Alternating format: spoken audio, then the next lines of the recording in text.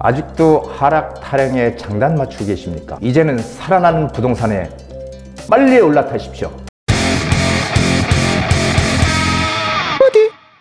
자, 여러분의 부동산 DJ 한정훈입니다. 자, 오늘 주제 이겁니다.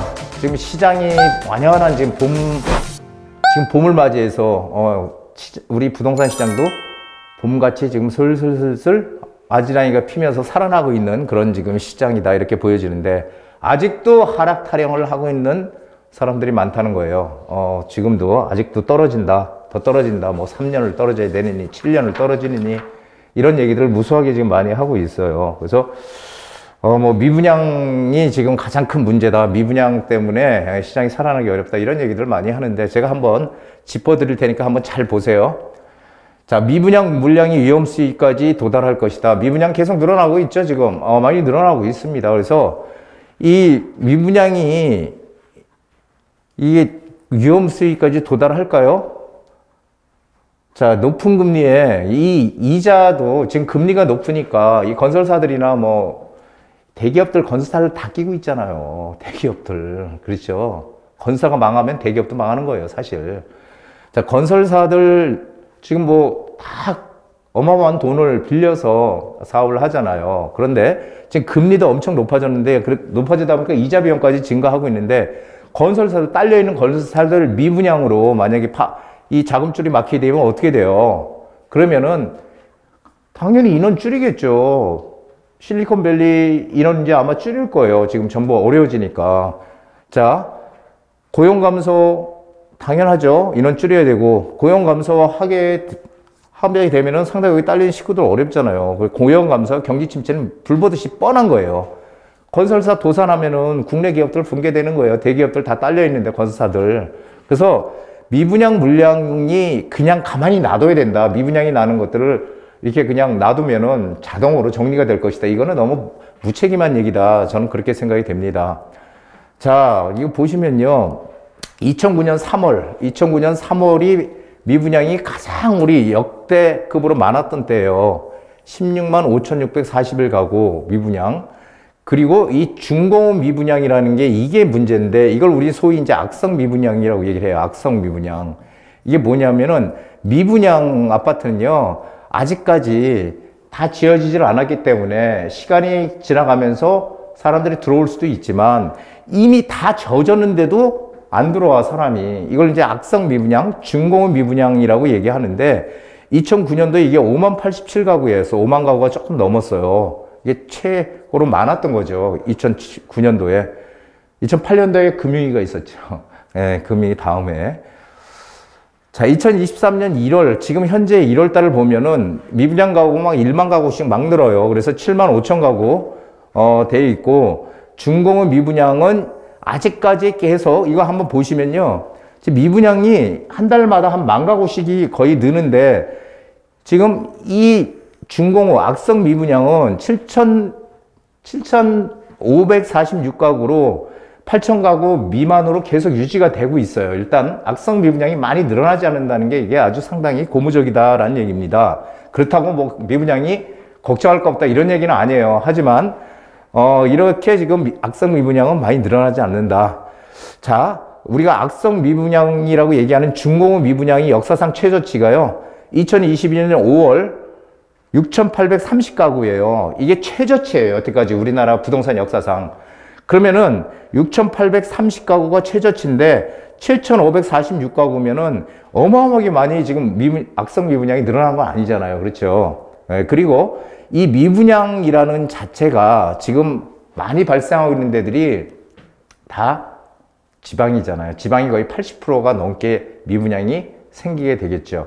자, 이런 미분양 가만 놔두면 될까요? 그럼 중소기업들이 도산하게 되면은 그 중소기업에 딸려있는 식구도 많잖아요. 그리고 또 관련 업체도 많고. 그래서 사실은 이 미분양되는 그 회사들, 미분양이 위험수위까지 가서 막 이런 건설사가 만약에 도산을 한다, 파산을 한다, 이렇게 되면은 우리 경제가 상당히 어려워진다라는 거 꼭 기억을 하셔야 됩니다. 자, 진짜 미분양, 중공업 미분양이다. 아직 위험수위까지 가진 않았다. 이런 얘기 드리는 거고요. 미분양 물량의 해법은 간단합니다. 이 정부가 뭐 건설사들에서는 정부가 이 미분양 물량을 사주기를 바라겠지만 사주면 이 모럴 해저드라는 거 아세요? 모럴 해저드 도덕적 해이라는 거죠. 여기에 빠진다는 거예요. 그래서 지금 정부도 야 우리 보고 자꾸 사달라고 하지 말고 일단 분양가 낮춰. 그래갖고 니네들이 자구 노력을 했을 때 도와줄게 이렇게 지금 얘기하는 거잖아요. 그렇죠? 그래서 주변 이 건설 분양가 낮춰야 돼요. 왜 그러냐면 주변 집값들이 지금 어쨌든 지방이 80%가 넘으니까 지방이 집값 더 많이 떨어져 있잖아요. 지금 상당히 안 좋잖아요. 분양도 안 되고.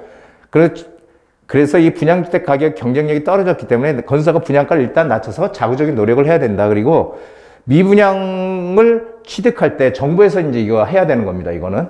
이 위에 거는 건설사의 자구적 노력이고요. 이 밑에 거는 미분양 취득 시 정부에서 취득세 면제해 주는 거예요. 100%. 그리고 양도세 5년 동안 면제.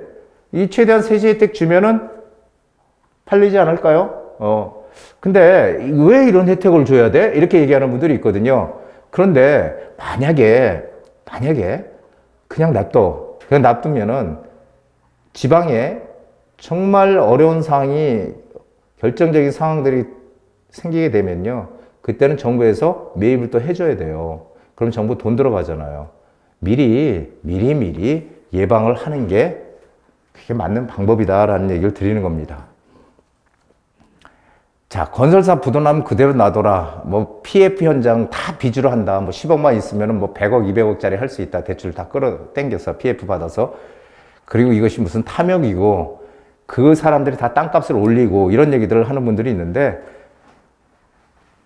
그래서 이 부도 나면 그대로 놔둬라? 건설사 부도의 파급 효과는 누가 책임집니까? 근데 누가 책임질 거예요? 뭐 IMF 때도 괜찮았고 금융위기 때도 괜찮았다? IMF 때 얼마나 우리 고통스러웠어요. IMF 때 기업들 다 무너지고 은행들 막 합병하고 이랬을 때 한번 가만히 생각해 보세요. 우리 금모기하고 정말 힘들었던 시절이에요. 그런 고통을 또 겪자고요. 자, 2010년 기준으로 국내 건설업 종사자 160만 명이에요. 지금은 더 늘었을 거예요. 근데 4인 가족, 보통 4인 가족이죠. 4인 가족 하면 640만 명이고요. 여기에 뭐 임대업, 부동산, 인테리어, 설비업, 이런 것들, 그 다음에 뭐, 지금 건설업에 종사하는 사람들이 무지무지하게 많잖아요. 그렇죠. 이건 단순하게 건설 회사의 문제가 아니고, 건설업에 종사하고 거기에 연관되어 있는 그런 사람들이 얼마나 많습니까? 그렇죠? 이거 그대로 놔두라는 거는 너무 무책임합니다. 그렇죠? 이거 어떻게든지 더 커지기 전에, 구멍이 더 커지기 전에 미리 막아야 되는 게 맞는 거죠. 정부의 역할이 그거 아니겠어요?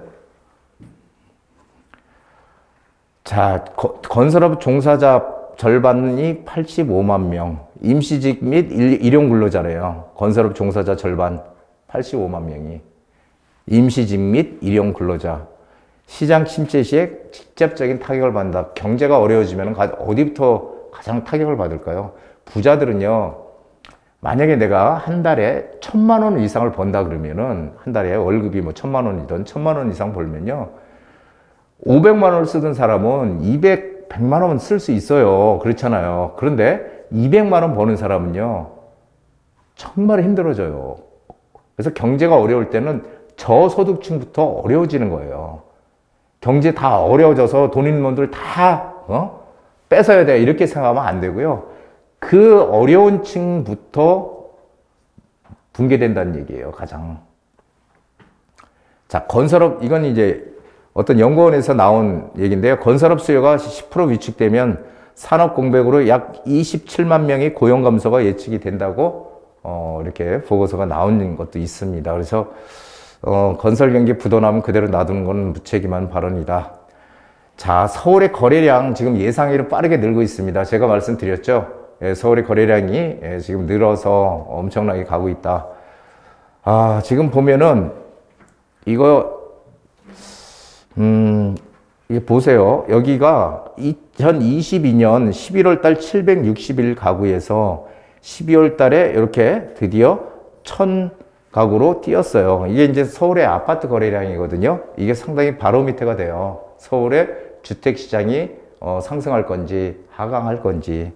자야 12월 달 1000세대, 그 다음에 1월 달 되니까 1161, 그렇죠? 1월 달에 1000 가구가 넘었어요. 근데 2월 달 지금 기준으로 해서 2000 가구가 넘었습니다. 2073 가구. 이게 오늘이 3월 14일이거든요. 오늘 3월 14일 기준으로 해서 2073건이에요. 그러면은 올해 앞으로 한 보름도 남았잖아요. 말까지. 3월 말까지. 그렇죠? 이때까지 총 집계가 되면은 한 2000 거의 한 500가구 정도 되지 않을까, 이런 예상을 저는 하고 있습니다. 그래서 근데 서울의 이 거래량 증가가 일시적인 데드캣 바운스라고 이렇게 자꾸 그 주식시장에서 쓰는 용어들을 쓰는데, 이거는 침체기에서 쓰는 용어예요. 그러니까 침체 상황에서, 시장이 하락기, 침체 상황에서 잠깐 반짝 반등하는 걸 얘기하는 겁니다. 죽어있는 고양이가 꿈틀거린다는 얘기거든요. 그래서 일시적인 반등 이렇게 얘기하는 분이 있지만 두고 보세요. 제가 말씀드렸죠. 서울의 거래량이 3,000건이 넘어가게 되면은 대부분의 많은 사람들이 부동산 시장 이제 완전히 살아나네, 이렇게 느끼는 시점이 될 것이라는 얘기를 드렸습니다. 이제 얼마 남지 않았죠. 자, 믿는 만큼만 보입니다. 부동산 시장은. 자, 우리 그 구독자 여러분들, 제 강의를 이렇게 꾸준히 봐주시는 분들 한번 가슴에 손을 얹고 한번 생각해 보세요. 나는 긍정론자인가 부정론자인가? 긍정론자냐 부정론자냐, 이것이 내 인생을 좌우하는 상당히 결정적인 역할을 할 것입니다.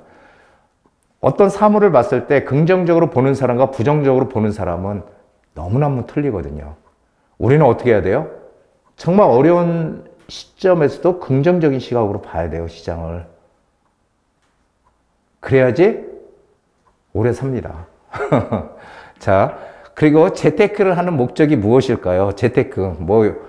누구나 다 여러 가지 이유가 있잖아요. 노후를 풍족하게 하기 위해서. 근데 결국은 경제적인 자유를 위해서가 아닌가 싶어요. 이 돈이라는 거는, 너무 많아도 안 좋지만은, 너무 많아도 고민도 많고, 많은 사람들, 돈 많은 부자들 정말 고민이 많잖아요. 없으면은 너무 힘들잖아요. 그래서 분명히 돈은 어느 정도 있어야 된다. 내가 남에게 도움받지 않고 남에게 밥 한 끼, 술 한 번 사줄 수 있는 그런 정도만 되면 되지 않겠습니까? 그래서 재테크를 하는 목적을 우리가 뚜렷하게 가져야 된다라는 생각을 저는 해요. 그리고 맨날 부동산 떨어져야 된다고 얘기하는 사람들이 항상 이 부동산 투자를 갖다 투기라고 이렇게 얘기를 하거든요. 부동산 투기 없애야 된다. 이거는 상당히 어폐가 있는 얘기죠. 투기와 투자는 동전의 앞뒷면이에요. 그래서 세계적인 경제학자들이나 이런 사람들도 투기와 투자에 대해서 명확하게 얘기하기가 어렵다라고 얘기합니다. 사실 투기는, 투자든 이것은 별로 의미가 없어요.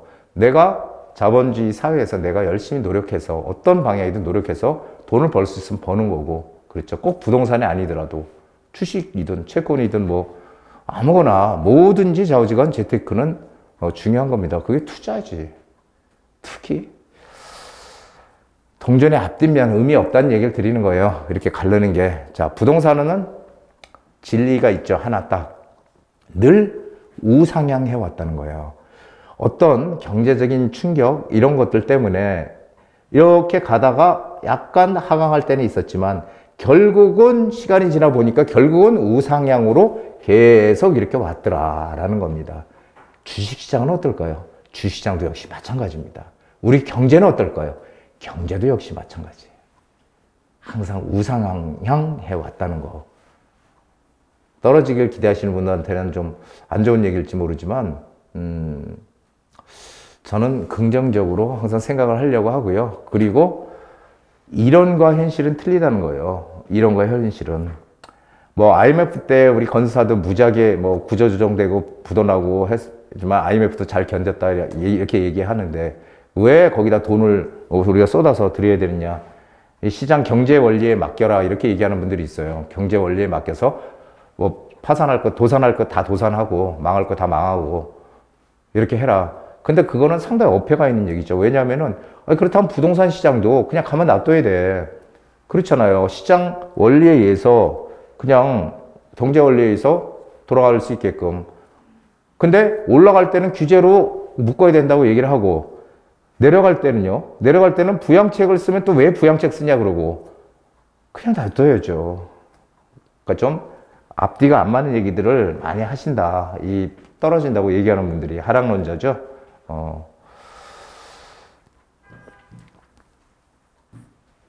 자, 3월 23일 특별 무료 세미나가 있습니다. 지금이 타이밍이라고 느끼시는 분들 오세요. 제가 여러분들 돈을 벌어드릴 수 있게끔 최선을 다하도록 하겠습니다. 자, 투자 방법. 사실은 재개발 투자는 상당히 복잡해요. 그런데 우리가 단순 명료하게 할 수 있는 방법도 있고요.